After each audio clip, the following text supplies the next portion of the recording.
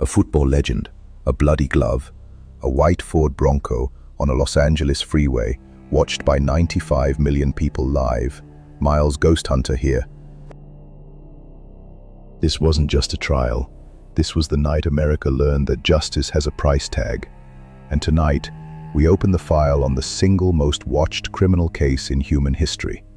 Lock your doors, turn up the volume, because what you think you know about O.J. Simpson is probably wrong. Let me set the stage. June 12, 1994. Brentwood, Los Angeles, one of the wealthiest neighborhoods in America. Palm trees lining quiet streets, Mediterranean mansions behind iron gates. The kind of zip code where nothing bad is supposed to happen.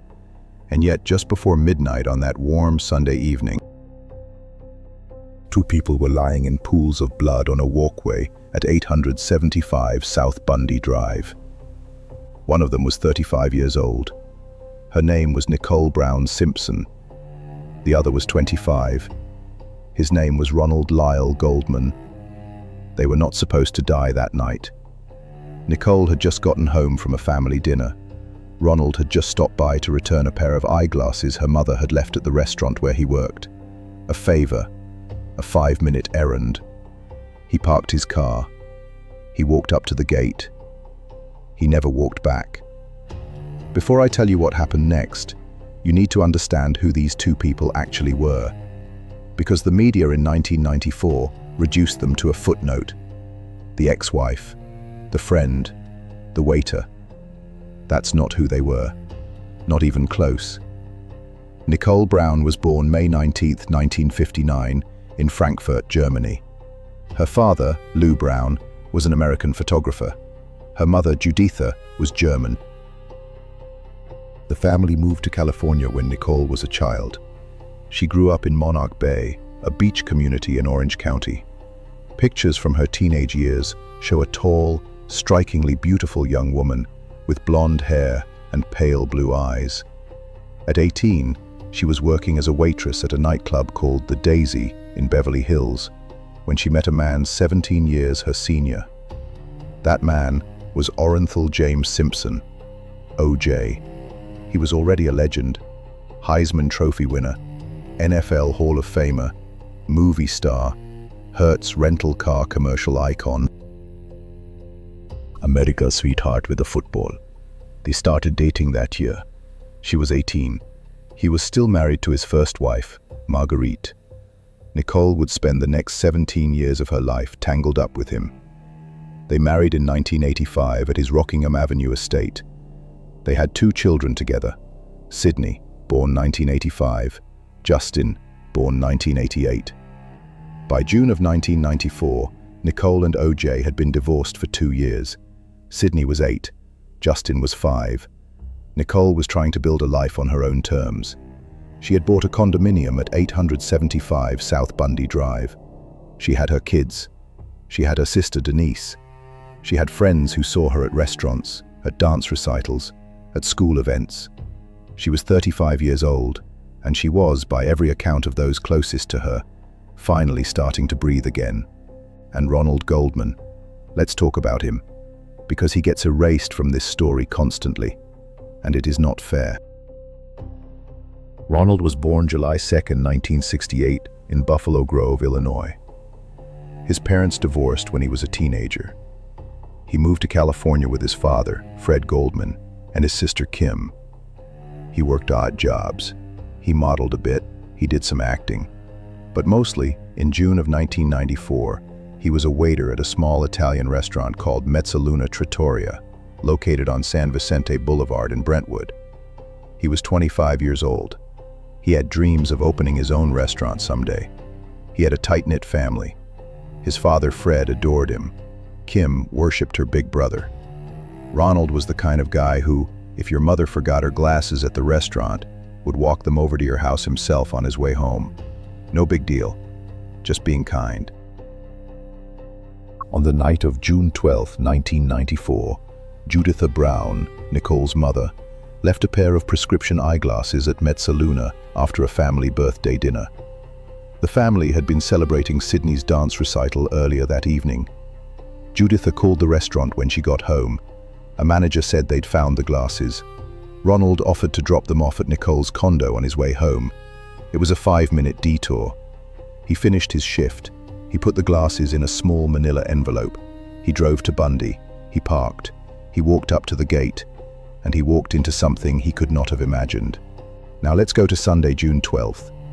Let me walk you through the last normal hours of Nicole Brown Simpson's life. Because the ordinariness of it is what makes the horror so sharp. The day started with Sydney's dance recital at Paul Revere Middle School. Nicole was there. Her parents were there. Her sister Denise was there. O.J. Simpson was there. He sat in a different section. Witnesses said he looked tense. After the recital, the Brown family went to dinner at Mezzaluna. O.J. was not invited. Just Nicole, her parents, her sisters, her 2 children. A normal family dinner. Nicole ordered rigatoni. The kids had pizza. They laughed. They took pictures. They left around 8:30 in the evening. Juditha realized she had left her glasses at the restaurant when she got home. She called. Ronald Goldman said he'd bring them by. Nicole put the kids to bed upstairs in the condo. Sydney and Justin, 8 and 5, exhausted from their big day. By around 10 in the evening, the condo was quiet. Nicole lit candles. She ran a bath. Music was playing softly. She was planning to relax. She was planning to sleep. She was planning to wake up tomorrow morning and take her kids to school. That is the last normal moment. Hold on to it, because what happens next does not have a normal bone in its body. Sometime between 10:15 and 10:40 in the evening, a killer came through the gate at 875 South Bundy Drive. Whoever it was did not knock. They did not ring the bell. They waited in the shadows of the walkway between the gate and the front door. At approximately 10:35, Ronald Goldman arrived. He parked on Bundy. He walked up to the gate, carrying the manila envelope with Juditha's glasses. He opened the gate. He walked up the path. And he encountered the killer. We know from the physical evidence, which I will lay out for you in detail, that Nicole was attacked first. The medical examiner later determined she was struck from behind and fell to the walkway. Ronald walked into this scene in progress. He was 25 years old.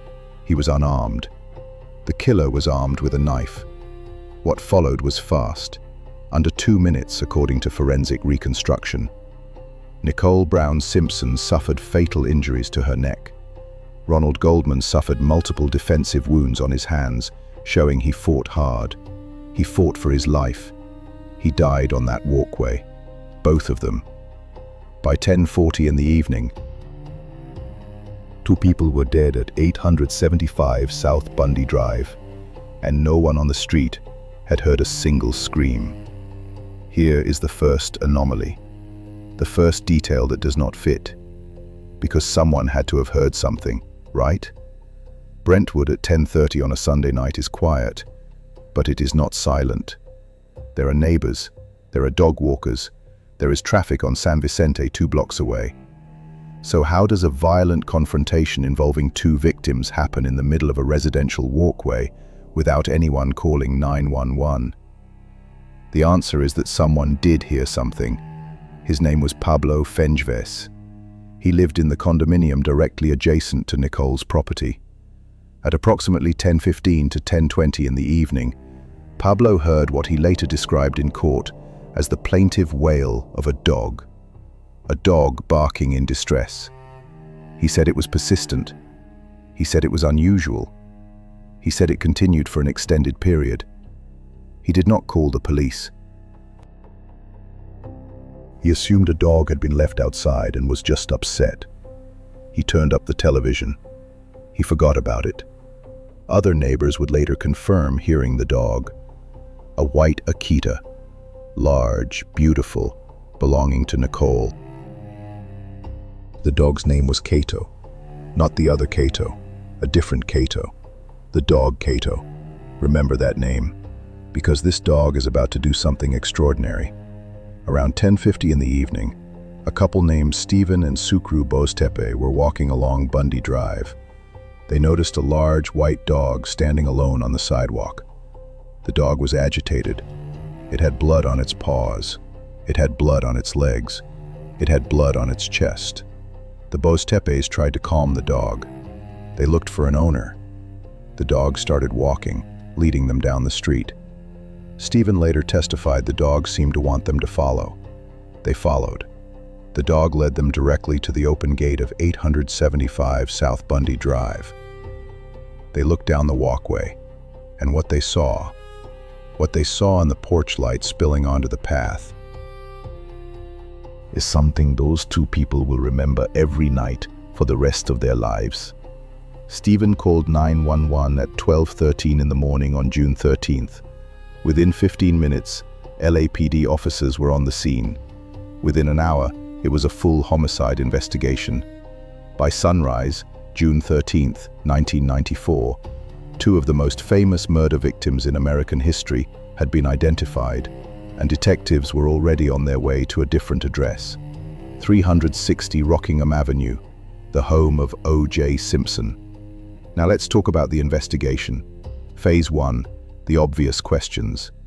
In any murder case, the first people detectives look at are the people closest to the victim: spouses, ex-spouses, romantic partners. The statistics are brutal, but they are statistics for a reason. When a woman is killed violently, the person responsible is overwhelmingly someone she knew intimately. Nicole Brown Simpson had been divorced from O.J. for 2 years. But their relationship had not been calm. There was a documented history, and detectives knew this before they ever knew shouting that she was going to be killed. She had visible injuries to her face. O.J. was charged with spousal battery. He pleaded no contest. He was sentenced to community service and counseling. He served no jail time. 1993, October. Nicole called 911 from her condo on Gretna Greenway, where she lived before Bundy. O.J. was outside, angry, shouting. The tape of that 911 call, 8 minutes long, would later be played in court. You can hear Nicole's voice trembling, telling the dispatcher that her ex-husband is going to hurt her. You can hear him in the background. There were other incidents, ones that did not make it into police reports. Friends testified later. Family testified later.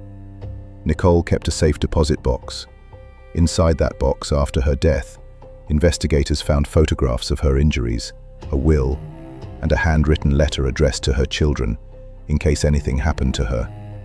In case anything happened to her. Nicole Brown Simpson had written that letter because she was afraid.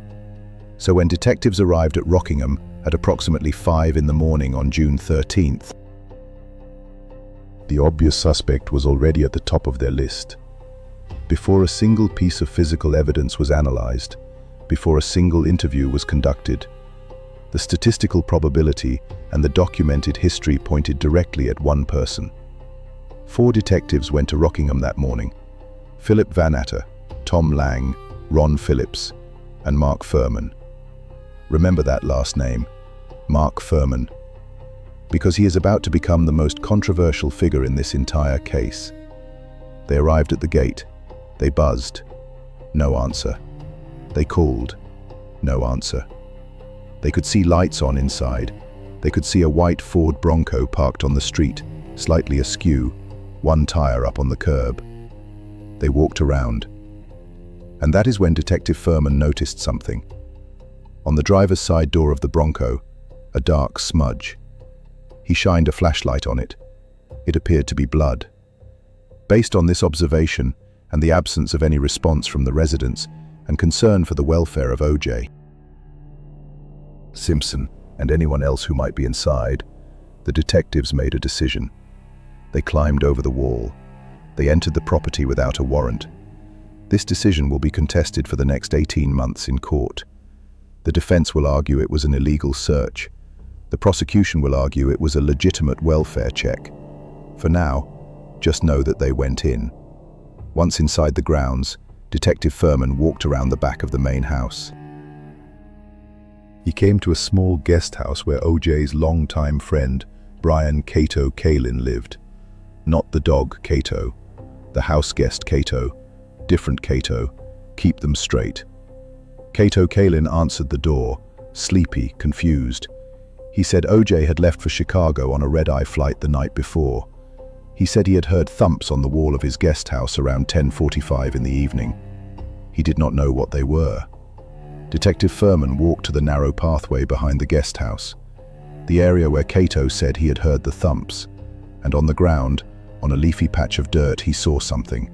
A single black leather glove, right-handed, stained with what appeared to be blood. He did not touch it. He called the other detectives, and just like that, the investigation had its first major piece of physical evidence. 6,000 miles away, in the criminalistics lab, the second glove was waiting to be discovered. Because here is what was already known. At the Bundy crime scene, earlier that morning, officers had found a single black leather glove, left-handed, stained with blood, next to Ronald Goldman's body. And now, at Rockingham, on O.J. Simpson's own property, behind the guest house, within feet of his own bedroom window, there was the matching glove, the right-handed glove. Two gloves, same brand, same size, extra large, Aris leather lights. A rare and expensive model sold by Bloomingdale's in New York. Nicole Brown Simpson had purchased 2 pairs of these gloves in December 1990. The credit card receipt still existed. She had bought them as a gift for her then-husband, O.J. Simpson. Miles, Ghost Hunter, is standing in your living room right now telling you this. One glove at the murder scene. Its mate on the killer's own property. The physical evidence was already screaming a name before the sun had fully risen over Los Angeles. But there was more. Much more. As detectives secured the Rockingham estate, they noticed a trail. Drops of blood, starting in the driveway near the Bronco, leading up the path to the front door, continuing into the foyer of the main house, up the carpeted stairs, into the master bedroom. A trail of blood that told its own story. Someone had come home that night bleeding. Someone had bled in their own car. Someone had dripped blood on their own driveway, their own foyer, their own bedroom floor. In the master bathroom, detectives would later find a pair of dark socks on the carpet at the foot of the bed. Those socks, upon analysis, would contain blood from 2 people, O.J. Simpson and Nicole Brown Simpson, on his socks, in his bedroom. Miles, Ghost Hunter, is telling you this with no embellishment. This is what the forensic report said. Now we come to dead end number 1. Because as obvious as all of this looked, there was a problem, a significant problem. O.J. Simpson was not in Los Angeles at the time of the murders. He was in Chicago. He had flown out of Los Angeles International Airport on American Airlines Flight 668 at 11:45 in the evening on June 12th. He had arrived in Chicago around 5 in the morning on June 13th. He had checked into the O'Hare Plaza Hotel. He had an alibi, a documented, paid-for, on-camera alibi. So how could he be the killer? The murders happened between 10:15 and 10:40 in the evening. His flight left at 11:45. The airport is at least 20 to 25 minutes from both Bundy and Rockingham, depending on traffic. It is tight. It is mathematically possible, but it is tight. And the flight records showed he had actually left the Rockingham residence in a limousine at 11 o'clock to catch that flight, which means if he was the killer, he committed a double murder and cleaned up and changed clothes and appeared composed enough to board a commercial aircraft, all within less than 30 minutes. That is the timeline the prosecution would eventually have to prove, and that is the timeline the defense would eventually try to destroy. Let's talk about the limousine driver. His name was Alan Park. He was a young man working for a limo service. He had been hired to pick up O.J. Simpson at 10:45 in the evening and take him to the airport. He arrived at Rockingham a few minutes early. He pulled up to the Ashford Street gate. He buzzed the intercom. No answer. He waited. He buzzed again. No answer. He called his supervisor on his mobile phone. His supervisor told him to keep trying. While Alan Park sat there, sometime around 10:50 to 10:55 in the evening, he saw something. A figure, tall, African-American, wearing dark clothing, walking up the long driveway toward the main house. The figure entered the house. Moments later, lights came on inside. Then the intercom finally answered. O.J. Simpson's voice, saying he had overslept, saying he would be right out. Park would testify to this timeline under oath. He did not know what he was seeing at the time, but later, when the investigation unfolded, his testimony would become one of the most important pillars of the prosecution's case. Because if O.J. Simpson was inside the house the whole time, why did he not answer the intercom when Park buzzed? Why was a figure walking up the driveway at 10:50 in the evening? Where had that figure just been? And what about Kato Kalin? The house guest had heard 3 loud thumps on the wall of his guest house at around 10:40 or 10:45 in the evening. Thumps that shook the pictures, the same guest house wall behind which Detective Furman would later find that single right-handed glove. Now we reach one of the most surreal moments in the history of American criminal investigation. June 17th, 1994, 5 days after the murders. The LAPD had spent those 5 days doing what they do: collecting evidence, interviewing witnesses, building a case. They had informed O.J. Simpson's attorney, Robert Shapiro, that O.J. was going to be charged with 2 counts of murder. An arrangement had been made. O.J. would voluntarily surrender at 11 in the morning. His attorney would accompany him. The district attorney's office had prepared a press conference for that afternoon. 11 in the morning came and went. O.J. did not appear. Noon came and went. Still no O.J. Robert Shapiro stood in front of cameras and announced to the world that the accused had not arrived. The LAPD was furious. They had been double-crossed. A statewide manhunt was ordered. And then, in the early afternoon, a friend of O.J.'s named Robert Kardashian, a name most Americans had never heard before that day, stood in front of those same cameras and read a handwritten letter. The letter was from O.J. Simpson. It was long. It was emotional. It spoke about Nicole. It spoke about his children. It spoke about his life. And it contained lines that sounded very much like a goodbye. Lines that sounded very much like someone planning to end their own life. The letter ended with the words, quote, "Peace and love." O.J. Kardashian's voice trembled as he read it. Across America, people watched their televisions in stunned silence. Where was he? Was he alive? Was he going to harm himself? At approximately 6:45 in the evening, the answer came. California Highway Patrol received a call. A citizen on Interstate 405 in Orange County had spotted a white Ford Bronco. The license plate matched a vehicle belonging to Al Cowlings, a close friend and former teammate of O.J. Simpson. CHP units moved in.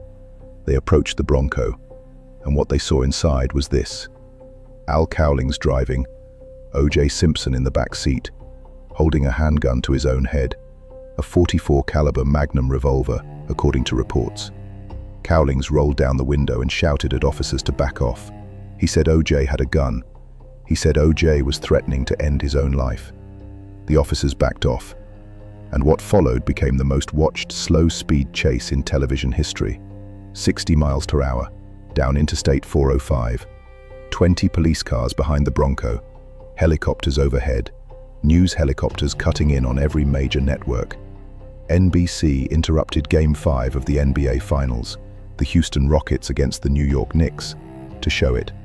ABC interrupted, CBS interrupted, every cable news network. An estimated 95 million Americans tuned in live.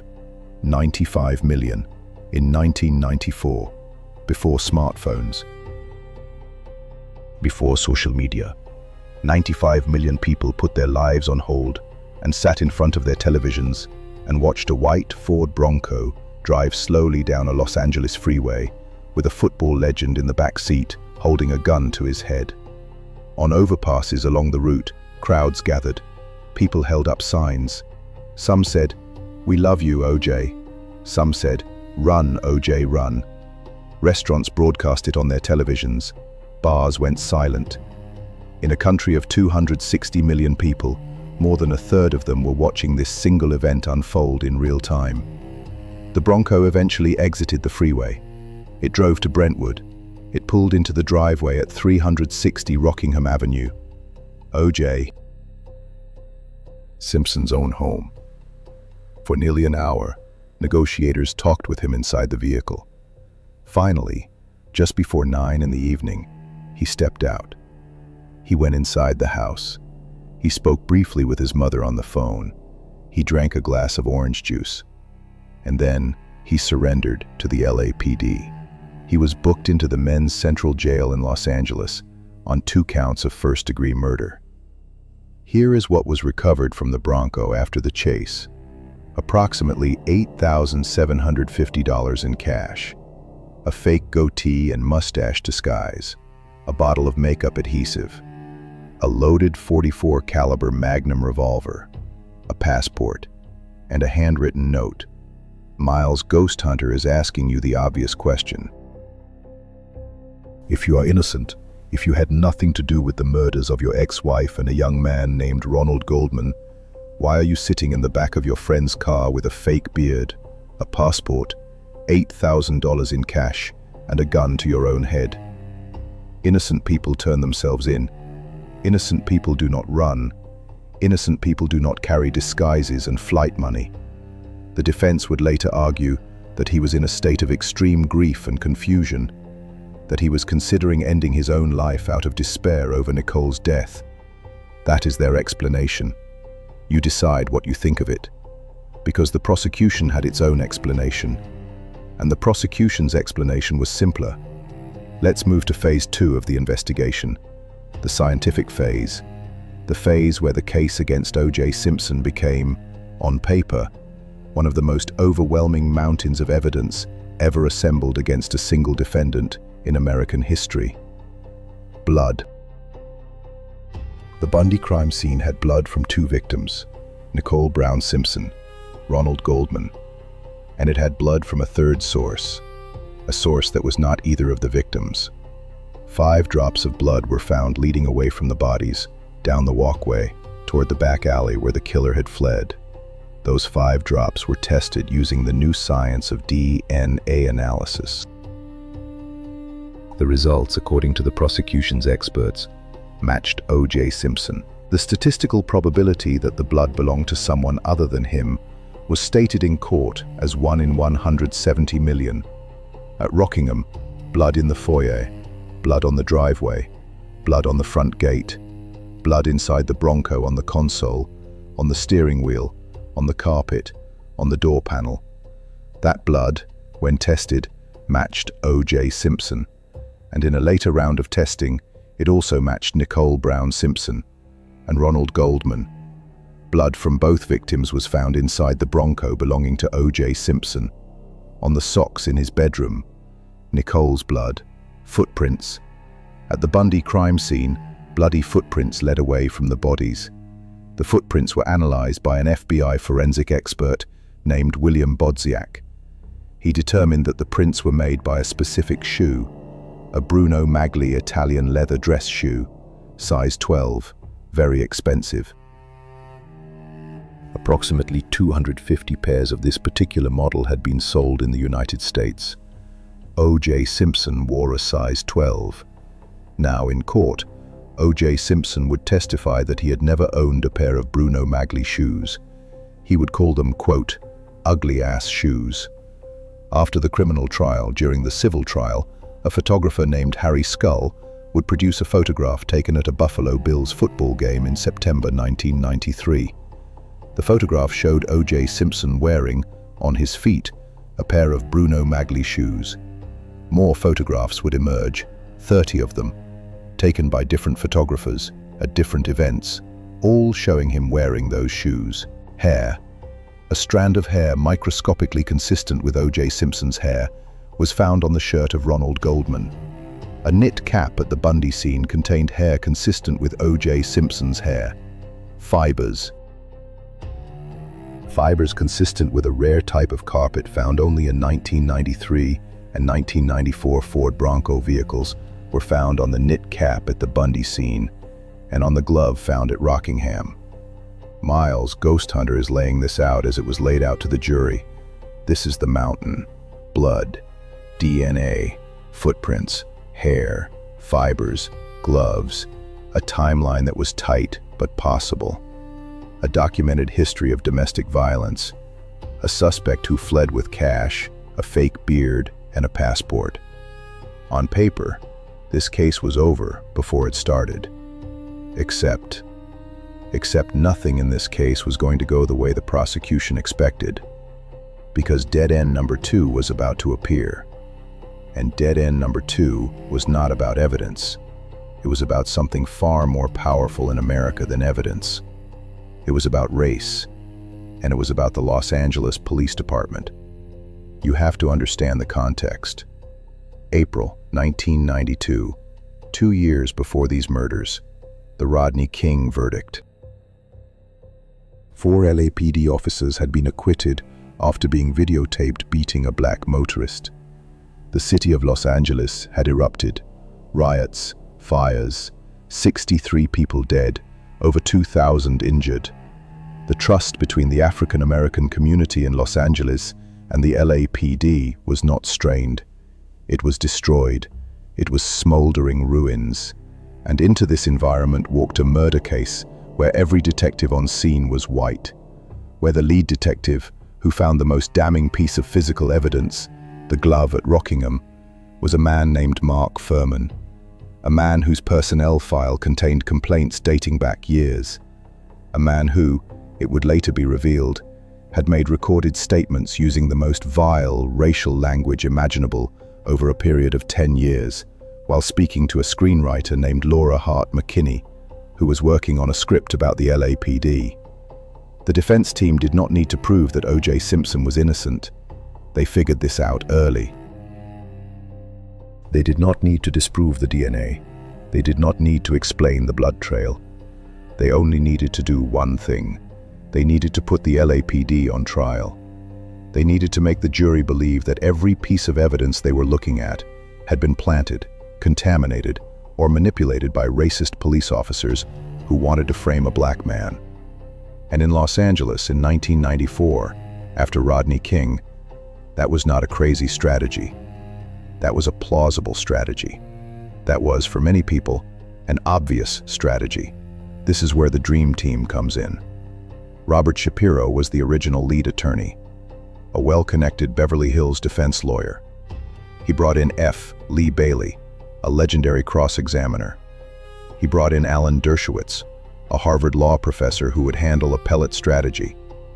He brought in Barry Scheck and Peter Neufeld, 2 of the top DNA experts in the country, co-founders of the Innocence Project. He brought in Robert Kardashian, O.J.'s close friend and a licensed attorney, though Kardashian had not practiced in years. And he brought in as lead trial counsel once the case went to trial, a man named Johnny Lee Cochran, Jr.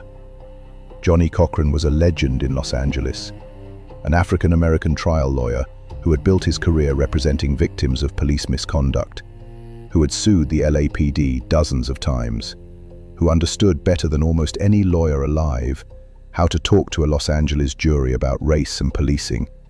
He was brilliant. He was charismatic. He wore perfectly tailored suits. He spoke in rhythms that echoed the pulpit, and he knew exactly what this case needed to become. On the prosecution side, Marcia Clark, lead prosecutor, tough, experienced deputy district attorney. She had handled high-profile cases before. She was confident, perhaps overconfident, in the strength of the evidence. Christopher Darden, her second chair, an African-American prosecutor brought onto the team in part because the optics required it. And behind them, District Attorney Gil Garcetti, who had made the fateful decision to try the case in downtown Los Angeles instead of Santa Monica, where the murders had occurred. That decision alone, the decision about where to hold the trial, would shape the jury pool. And the jury pool would shape the verdict. Miles, ghost hunter, is going to tell you now What the evidence says happened that night. Not what the jury decided, not what the media narrative became, what the physical evidence, reconstructed by forensic experts across multiple proceedings, says happened between 10:15 and 10:40 on the evening of June 12, 1994. This is the reconstruction. At approximately 10:15 in the evening, Nicole Brown Simpson is inside her condominium at 875 South Bundy Drive. Her children are asleep upstairs. She is expecting Ronald Goldman to stop by with her mother's glasses. There is a knock at the door, or a ring of the bell. She opens it, or she walks outside. Someone is waiting for her in the walkway area between the front door and the gate. That someone is not Ronald Goldman. That someone is wearing a dark knit cap, dark clothing, and a pair of Aris leather lights gloves, size extra large. That someone is armed with a single-edged knife. The initial attack is fast. Nicole is struck and falls. She is incapacitated almost immediately. At approximately 10:35, Ronald Goldman arrives. He walks through the gate. He is carrying the manila envelope with Juditha Brown's glasses. He sees the attacker. He is 25 years old. He is fit. He was a kickboxing enthusiast. He fights. The forensic evidence is clear. Ronald Goldman fought for his life. He suffered multiple defensive wounds on his hands and forearms. He was boxed into a small enclosed area between the stairs and a tree. He could not retreat. He was trapped. The confrontation lasted, according to forensic reconstruction, perhaps 60 to 90 seconds. It ended with Ronald Goldman on the ground. The attacker returned to Nicole. The scene was concluded shortly before 10:40 in the evening. At 10:35 to 10:40, Nicole's dog Cato began to bark, the wail that Pablo Fengeves heard. The killer exited through the back alley behind the condominium. Where exactly the killer went next and how is where the reconstruction gets more speculative. But the physical evidence at Rockingham, 2 miles away, tells us that someone arrived at 360 Rockingham Avenue sometime before 10:55 in the evening. That someone entered the property. That someone dropped a right-handed black leather glove behind the guest house, possibly while trying to remove or discard clothing in the narrow pathway. That someone caused 3 loud thumps on the wall of the guest house. That someone then entered the main residence, tracked blood through the foyer and up the stairs to the master bedroom, changed clothes, and emerged approximately 20 minutes later to greet the waiting limousine driver, Alan Park. A suitcase that had been sitting on the driveway earlier in the evening, according to witnesses, was now gone.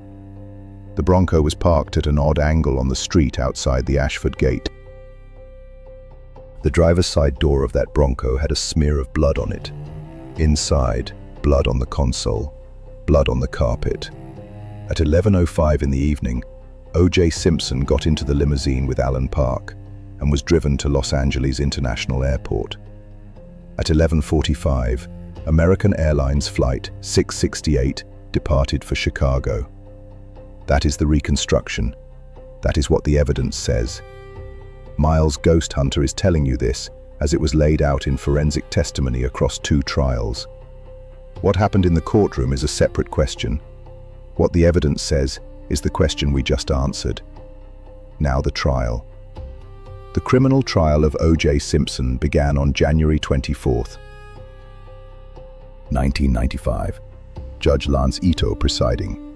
Department 103 of the Los Angeles Superior Court, downtown Los Angeles.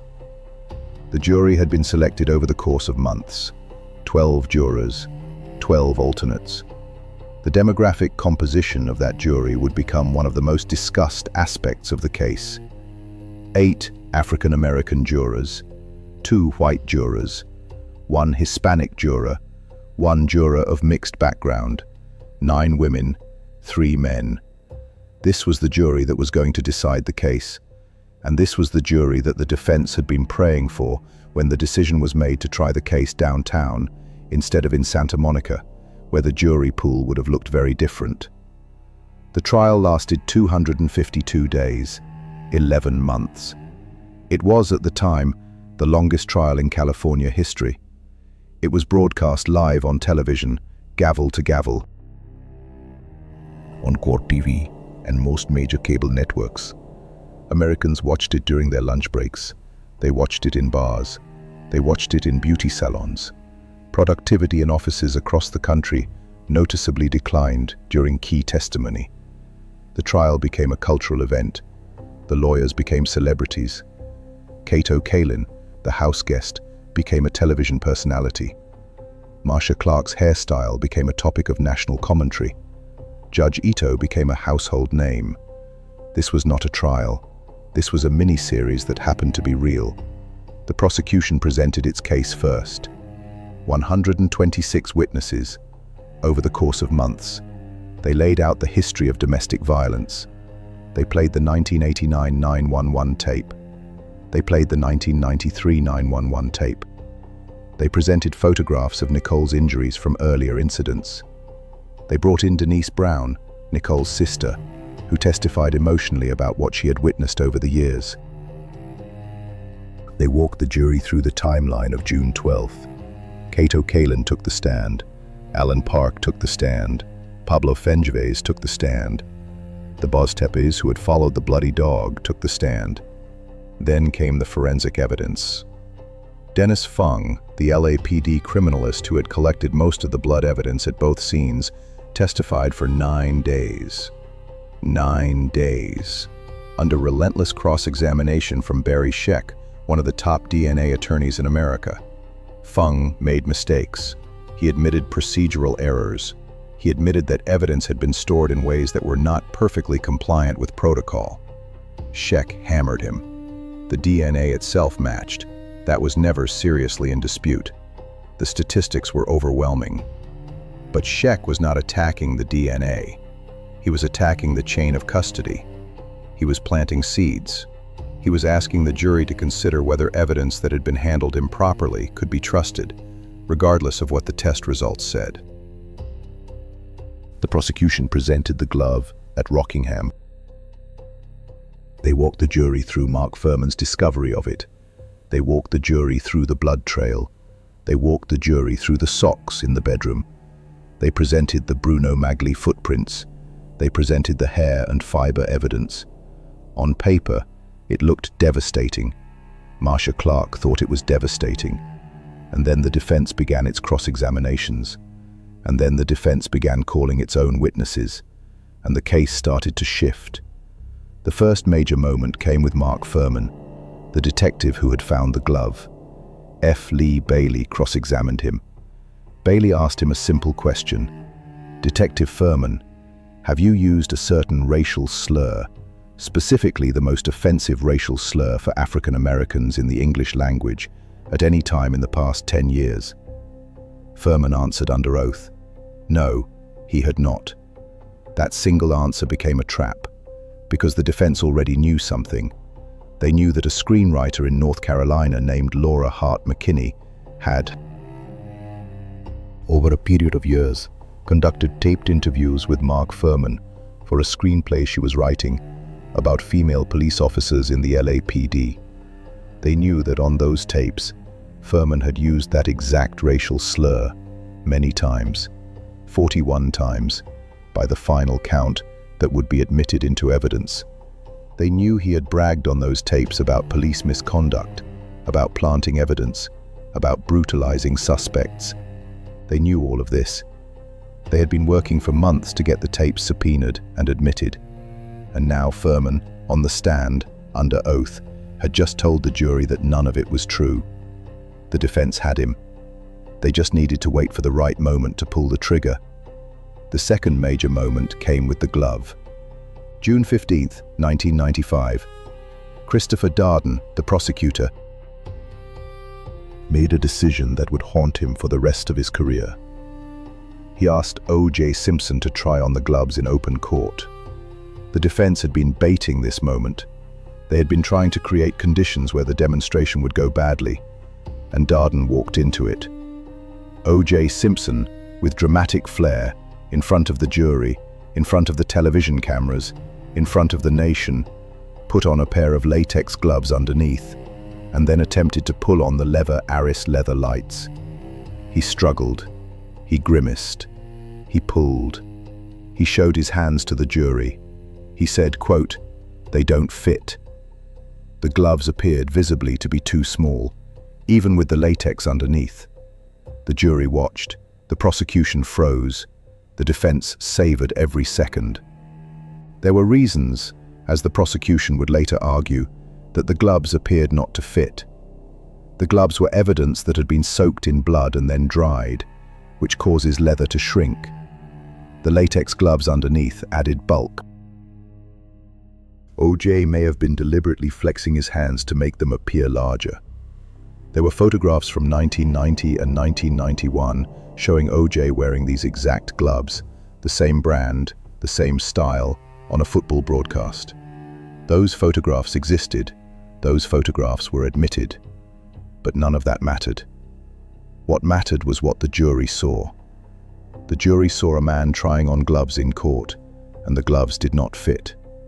That image, that single visual moment, became the defining image of the entire trial. Johnny Cochran would use it, months later, in his closing argument. He would look at the jury, he would raise his voice in that rhythm of his, and he would say the sentence that became the single most famous line in American legal history. "If it doesn't fit, you must acquit." He said it multiple times. He built his entire closing around it. Miles' Ghost Hunter is telling you, that sentence won the criminal trial. Not the evidence, not the DNA, not the timeline, that sentence. The third major moment was the Furman tapes, August 1995. The defense finally succeeded in getting portions of the tapes admitted. The jury heard excerpts. The public heard more. Furman had used the racial slur dozens of times. Furman had bragged about fabricating reports. Furman had discussed, in graphic terms, brutalizing suspects. Furman had described the LAPD in terms that would make the Rodney King aftermath look like a misunderstanding.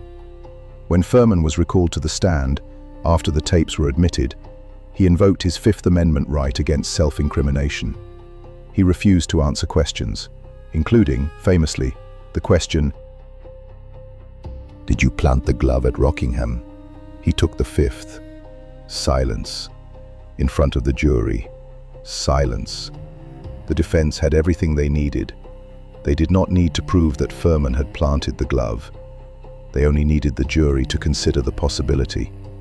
And a detective who had lied under oath about using racial slurs, a detective who had bragged about planting evidence on tape, a detective who took the fifth when asked if he had planted this specific glove, was a detective about whom any possibility was now on the table.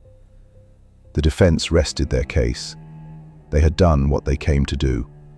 They had not tried to prove O.J. Simpson was innocent. They had only tried to make the jury doubt the police officers who had built the case against him.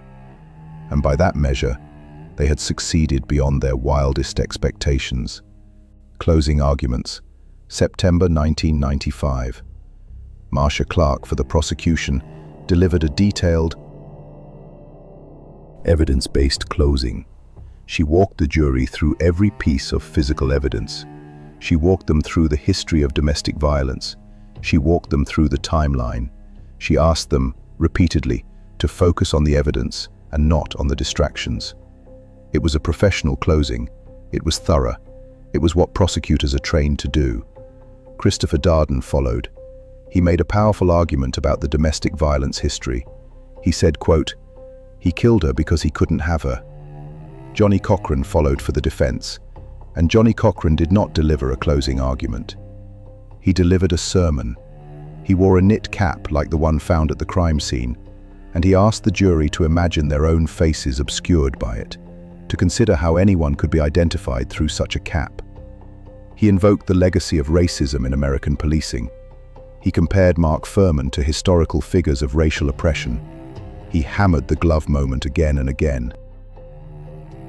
"If it doesn't fit, you must acquit. If it doesn't fit, you must acquit." He asked the jury to send a message, not just to decide this case, to send a message to the LAPD, to a history of abuse, to the world. He spoke for hours. He was, by every account of those who watched it, one of the most effective closing arguments in modern American legal history. Whether it was a closing argument about this case is a separate question. Marcia Clark gave the prosecution's rebuttal. She pointed out correctly that a trial is not a referendum on the LAPD, that the question before the jury was whether O.J. Simpson committed these murders. She begged them to look at the evidence. The case went to the jury on September 29, 1995. Everyone expected deliberations to take weeks. The jury deliberated for less than 4 hours. 4 hours. After 11 months of trial, after hundreds of witnesses, after thousands of exhibits, 4 hours. They reached their verdict on the afternoon of October 2nd. Judge Ito announced that the verdict would be read the next morning.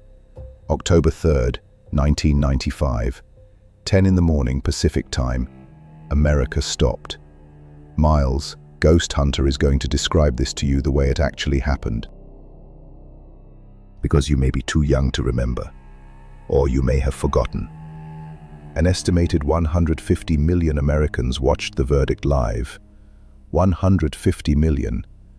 Out of a country of approximately 265 million people at the time. That is more than half the country, simultaneously, watching the same thing. President Bill Clinton reportedly stopped working. A meeting at the White House paused so staff could watch. Long-distance telephone call volume dropped by more than half.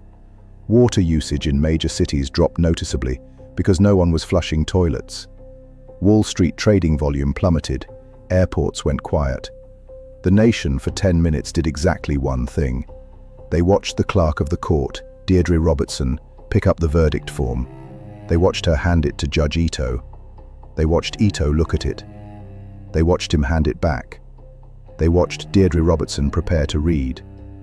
And then they heard her say the words, "We, the jury."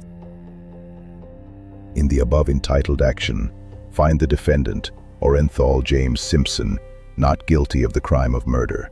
Not guilty. Not guilty on both counts.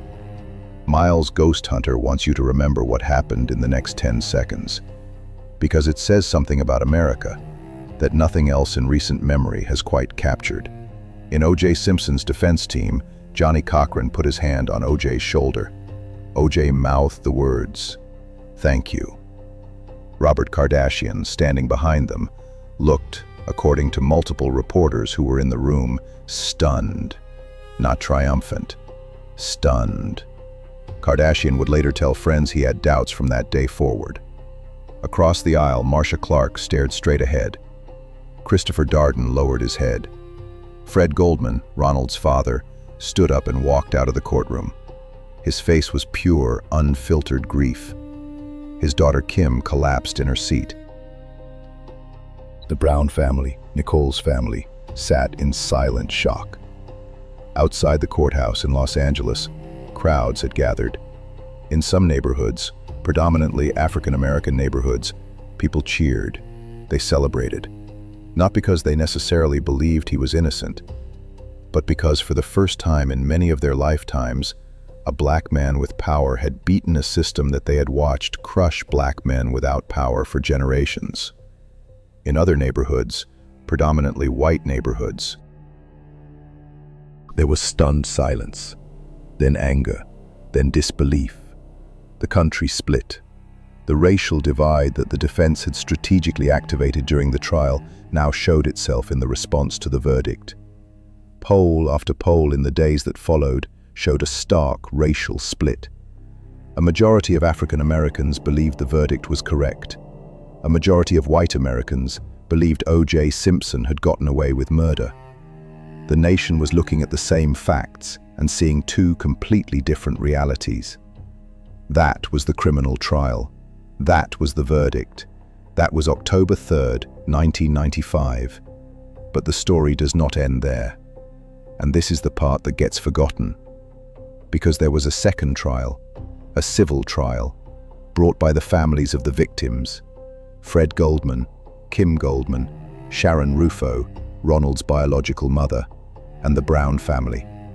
They sued O.J. Simpson for wrongful death. in civil court, under a different standard of proof. In criminal court, the standard is beyond a reasonable doubt, nearly impossible to meet if even a single juror has doubt.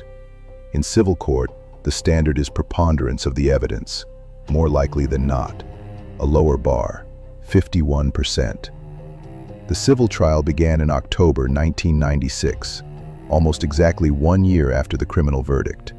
This time, the trial was held in Santa Monica.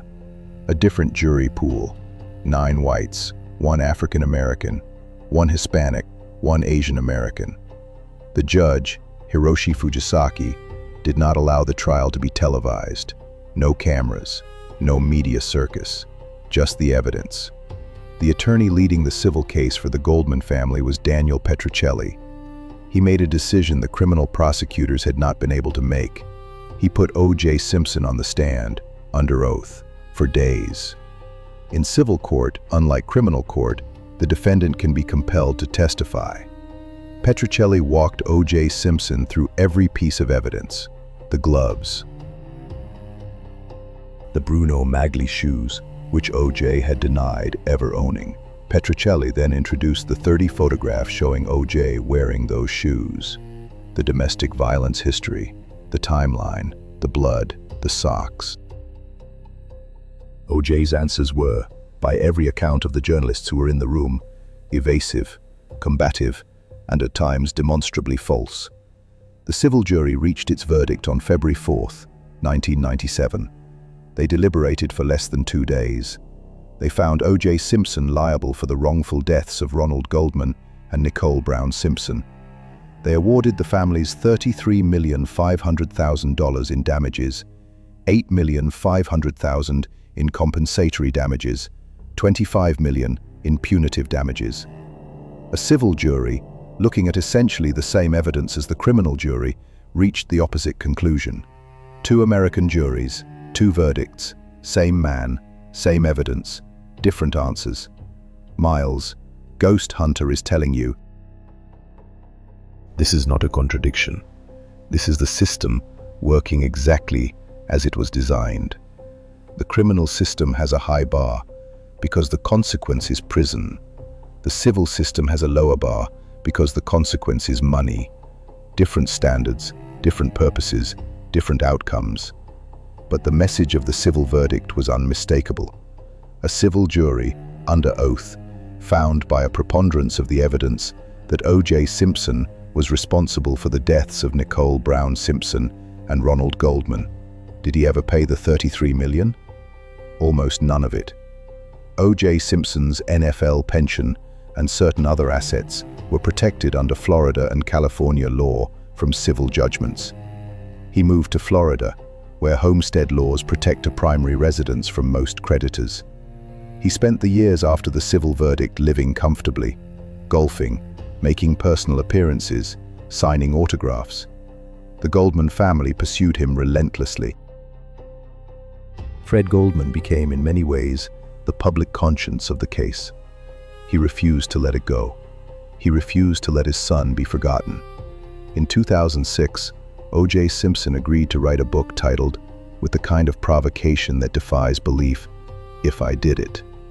In the book, he laid out a, quote, hypothetical account of how he, quote, would have committed the murders if he had done them. The book was set to be published. Public outrage was immediate. The publisher canceled it. But the Goldman family went to court and won the rights to the book as partial payment of their civil judgment. They republished it with a new title, If I Did It, Confessions of the Killer. They added commentary. They framed it as what they believed it was, a confession hidden behind a thin veneer of legal deniability. Miles, GhostHunter, has read the book. The details in it track closely to the forensic reconstruction. The details in it track closely to what the evidence suggested. The details in it, if you remove the word hypothetical, read like the confession the Goldman family claimed it to be. Then came 2007, Las Vegas, Nevada, September 13th. O.J. Simpson led a group of men into a hotel room at the Palace Station Hotel and Casino. He was trying to recover, he claimed, sports memorabilia that had been stolen from him years earlier. Two of the men with him were armed. O.J. Simpson and his associates confronted two memorabilia dealers in the room. They took items. They left. The Las Vegas police were called. O.J. Simpson was arrested and charged with armed robbery and kidnapping. The trial took place in 2008, exactly 13 years after the criminal acquittal in Los Angeles, almost to the day. On October 3, 2008, the anniversary of his acquittal for double murder, a Las Vegas jury found O.J. Simpson guilty on all 12 counts. He was sentenced to 9 to 33 years in Nevada State Prison. He served 9 years. He was released on parole in 2017. Many Americans, regardless of which side of the original verdict they had been on, saw a certain symmetry in the Las Vegas case. The man who had walked free from the most damning evidence in recent memory had been imprisoned for a robbery that, in isolation, would likely not have resulted in such a severe sentence for a first-time offender. Karma, some called it. Belated justice, others called it. A coincidence, his defenders called it. Whatever you call it, the calendar did not lie. October 3rd, 1995, acquitted. October 3rd, 2008, convicted. Let me tell you what happened to the people in this story, because they are all, in the end, what this story was supposed to be about. Fred Goldman, Ronald's father, became one of the most recognizable voices for victims' families in America. He channeled his grief into advocacy. He pursued O.J. Simpson for the rest of O.J.'s life, trying to collect on the civil judgment. He spoke at conferences. He wrote a book. He raised his daughter Kim. He is still alive as of the making of this recording. Kim Goldman, Ronald's sister, became a victims' rights advocate. She wrote a book titled Can't Forgive, detailing her journey through the 2 decades after her brother's death. She hosted a podcast re-examining the case in 2019 and 2020. She has spent her adult life refusing to let her brother be the anonymous waiter in a story about someone famous. She has insisted, in every interview, that Ronald Goldman was a human being, a brother, a son, a person with dreams. The Brown family. Juditha and Lou Brown raised Sydney and Justin, their grandchildren, for years after their mother's death. They fought O.J. Simpson for custody. The children would eventually spend significant time with both their grandparents and their father. Sydney and Justin grew up. Both have largely stayed out of public life. They are entitled to their privacy. Their mother was murdered when they were children. That fact alone is enough. They deserve peace. Marsha Clark left the district attorney's office after the trial, wrote books, became a crime novelist, became a television commentator. She has said, in various interviews over the years, that she underestimated the role that race and the LAPD's history would play in the trial. She has said she should have pushed harder to move the trial to Santa Monica. She has said she is at peace with the work she and her team did. She has also said the verdict still hurts. Christopher Darden left the prosecutor's office, became a law professor, became a practicing defense attorney of all things, has spoken publicly about his regret regarding the glove demonstration, has written about the trial, has said he believes, to this day, that O.J. Simpson committed the murders. Johnny Cochran became a national figure, continued to take high-profile civil rights cases, continued to represent victims of police misconduct. He died in 2005 of a brain tumor. He was 67 years old. Many called him the greatest trial lawyer of his generation. He left a complicated legacy, a lion of civil rights advocacy, and a defender of a man whom many believed to be a double murderer. Those two things, in Johnny Cochran's mind, were not in conflict. The system was the system. Everyone deserved a defense. Race mattered. The LAPD had a real and documented history of misconduct. He was doing his job. Robert Kardashian rarely spoke publicly about the case after the trial. He reportedly told close friends that he had developed doubts about O.J.'s innocence during the trial, specifically around the blood evidence. He died of esophageal cancer in 2003 at the age of 59. He left behind 4 children. One of them, his daughter Kim, would go on to become one of the most famous women in the world. That is its own separate story. Robert Shapiro continued practicing law, largely distanced himself from the trial in subsequent years, has said on multiple occasions that he, quote, will never try another case with race as a factor. He has expressed discomfort with how the defense strategy unfolded. Mark Furman, retired from the LAPD, pleaded no contest to 1 count of perjury for his false testimony about using racial slurs. He paid a fine. He was placed on 3 years probation. He moved to Idaho. He became a true crime author and a radio host. He has, in interviews, expressed no regret about his role in the case. He continues to insist he did not plant the glove. Kato Kalin had his 15 minutes stretched to about 15 years, appeared on reality television, did endorsements, has spoken about the case many times over the years, lives a quiet life now. O.J. Simpson. After his release from Nevada prison in 2017, he moved to Las Vegas. He played golf. He was active on social media for a period. He maintained, until his final days, that he did not commit the murders of Nicole Brown Simpson and Ronald Goldman. He died in April 2024 of prostate cancer. He was 76 years old. He went to his grave officially acquitted of double murder and officially liable for the wrongful deaths of the same 2 people. What did this case mean? What did it change? What did it teach America about itself? Because the O.J. Simpson trial was not just a trial, it was a mirror. And what America saw in that mirror, depending on where America was standing, looked very different. If you were standing in a predominantly white suburb in 1995, you saw a guilty man walk free. You saw a football celebrity use his fame and fortune to assemble a legal team that defeated the evidence. You saw a jury that, in your view, had decided based on race rather than facts. You saw the American justice system fail 2 innocent victims. You were angry. You were confused. You could not understand how any reasonable person could look at the mountain of evidence and not convict. If you were standing in a predominantly African-American neighborhood in 1995, you saw something else. You saw a system that had beaten, framed, and jailed black men for generations, finally forced to play by its own rules. You saw a defense team that did not accept the police version of events just because the police said it. You saw a jury that looked at the evidence, including the evidence about the detective who had found the most damning glove, and decided they could not trust what they were being shown. You saw, perhaps for the first time in your lifetime, a black man with wealth and power refuse to be processed by a system that had processed so many others without resistance. You were not celebrating murder. You were noticing something about the system.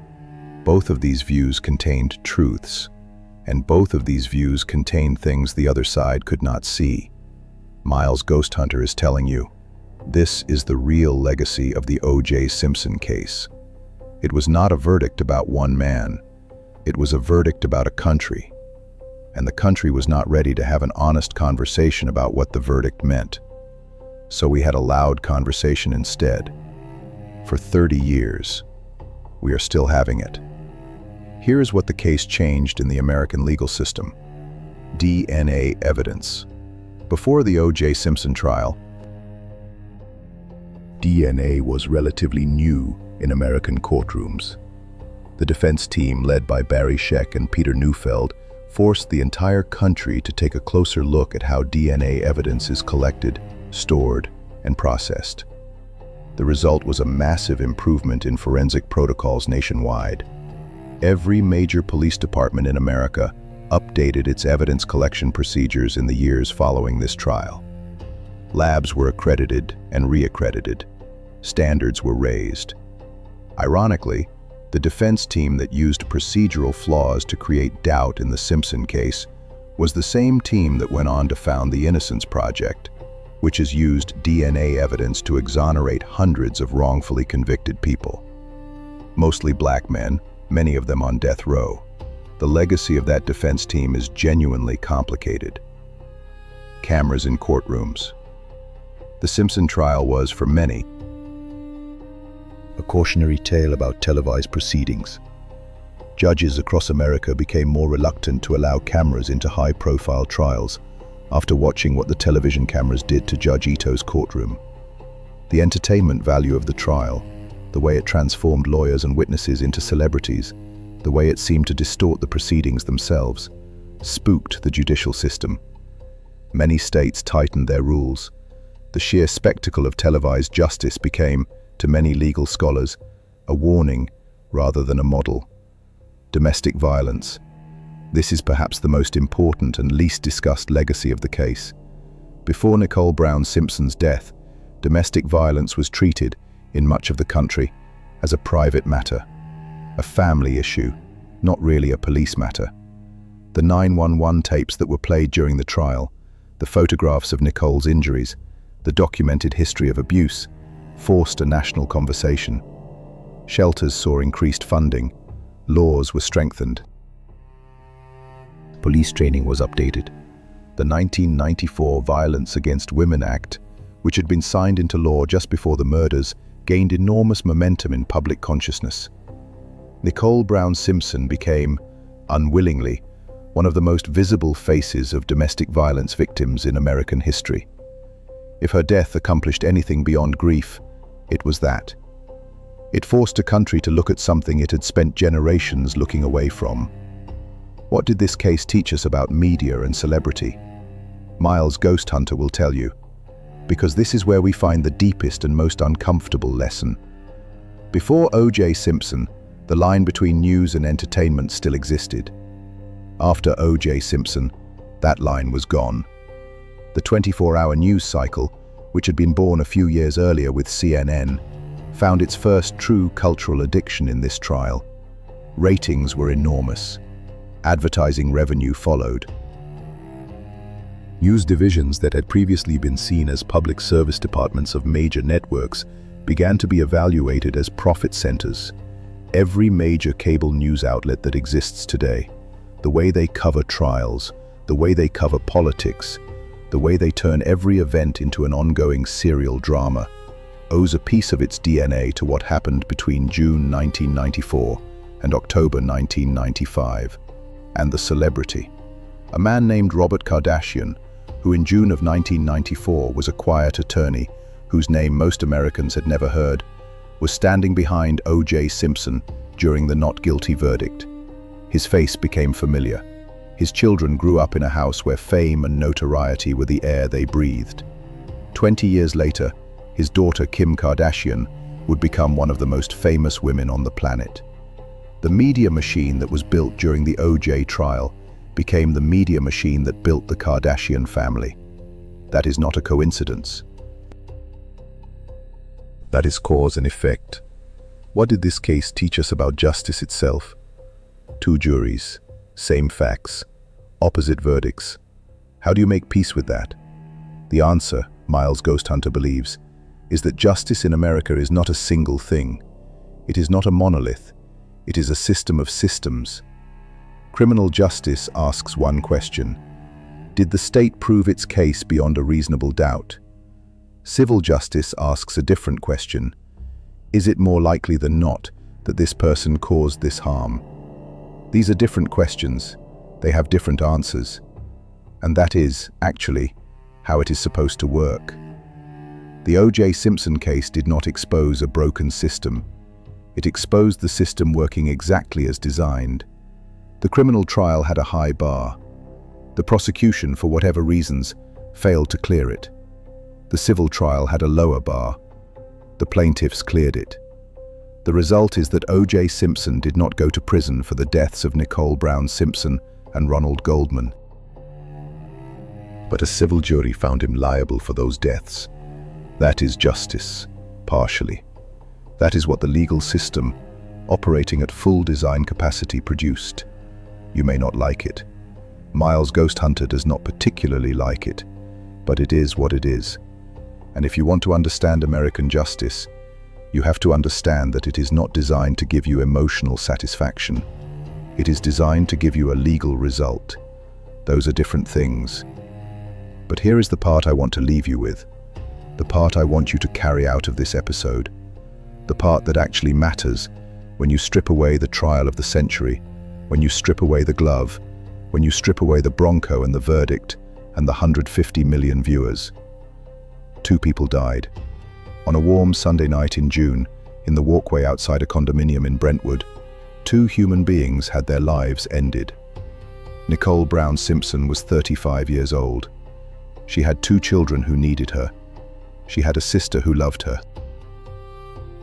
She had parents who had raised her from Germany to California and watched her grow into a woman. She had friends. She had plans. She had a future. That future was taken from her. Ronald Lyle Goldman was 25 years old.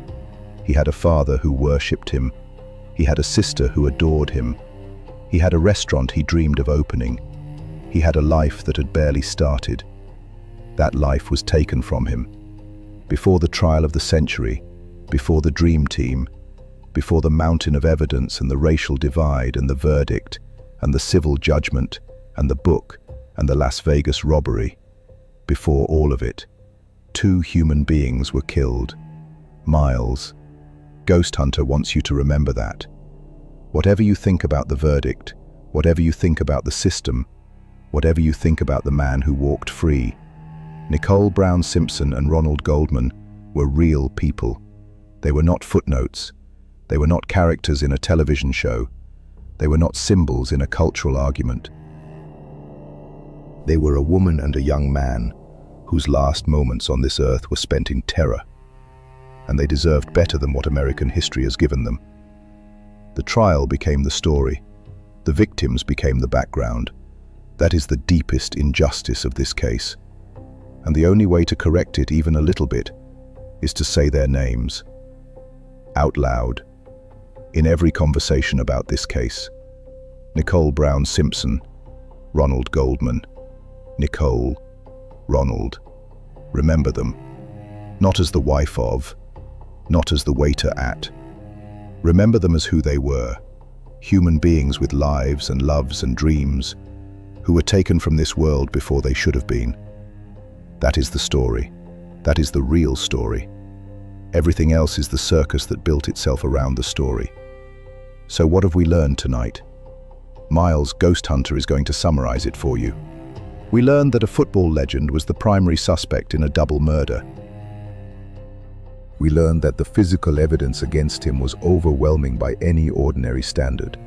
Blood, DNA, footprints, hair, fibers, gloves, a history of domestic violence, a flight with a fake beard and a loaded gun. We learned that a criminal trial produced a not guilty verdict in less than 4 hours, driven in significant part by a defense strategy that put the LAPD itself on trial.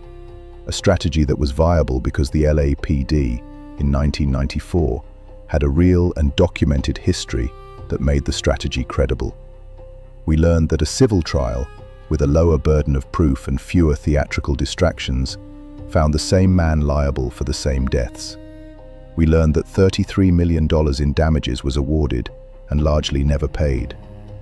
We learned that 13 years later to the day, the same man was convicted of armed robbery in Las Vegas and went to prison. We learned that the victims, Nicole Brown Simpson and Ronald Goldman, were reduced to supporting characters in a story that was supposedly about them. We learned that America looked in a mirror during this trial and saw 2 different reflections depending on who was looking. We learned that justice in America is partial, sometimes, often, in complicated cases where wealth and celebrity and race and media and a flawed but powerful legal system all collide at once. Justice, in those cases, is not a clean verdict. It is a messy accumulation of results, each one capturing only a piece of the truth. You have to hold them all at once if you want to see the full picture. The criminal verdict is part of the picture. The civil verdict is part of the picture. The Las Vegas conviction is part of the picture. The book is part of the picture. The 30 years of public doubt is part of the picture. The Goldman family's refusal to let go is part of the picture. Nicole's children growing up without their mother is part of the picture. Add them all together, and you get something close to the truth. A man walked free, and then a man paid. Just not enough. Never enough. Justice, partially.